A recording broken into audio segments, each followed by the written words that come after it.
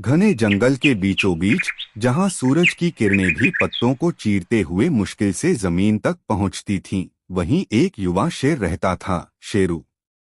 लेकिन वह बाकी शेरों से अलग था। न तो उसकी दहाड़ उतनी गूंजती थी, न ही वह बहुत तेज दौड़ सकता था, और न ही उसमें वैसी ताकत थी जैसी दूसरे शेरों में होती। जंगल के अन्य शिकारी और यहाँ तक कि शेरों के झुंड में भी उसका मजाक उड़ाया जाता। तू कभी अच्छा शिकारी नहीं बन पाएगा, शेरू। तेरा काम बस दूसरों के पीछे चलना है।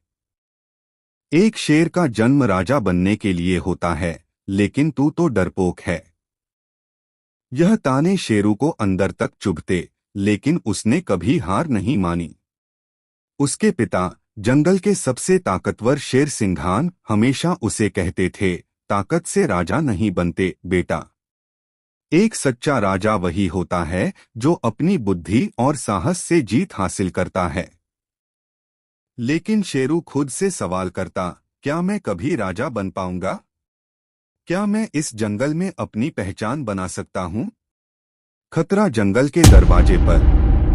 फिर एक दिन जंगल पर सबसे बड़ा संकट आ पड़ा।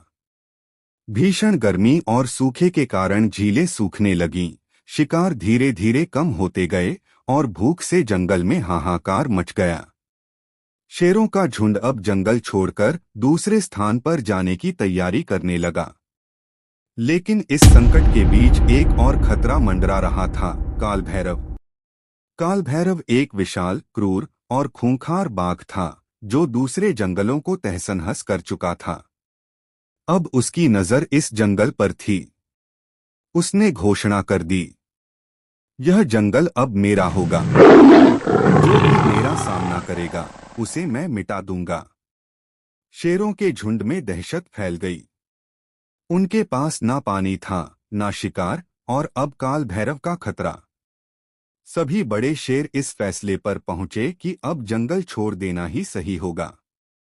लेकिन तभी शेरू ने कुछ ऐसा किया जो किसी ने नहीं सोचा था। हम जंगल छोड़कर नहीं जाएंगे। हम इसे बचाएंगे, शेरू ने गर्जना की। सभी शेर हंसने लगे। शेरू, तू हमारा मजाक उड़ा रहा है। काल भैरव को हराना असंभव है। लेकिन शेरू के दिमाग में कुछ और ही चल रहा था। उसने तय कर लिया था कि जंगल को काल भैरव और सूखे दोनों से बचाना है। लेकिन कैसे?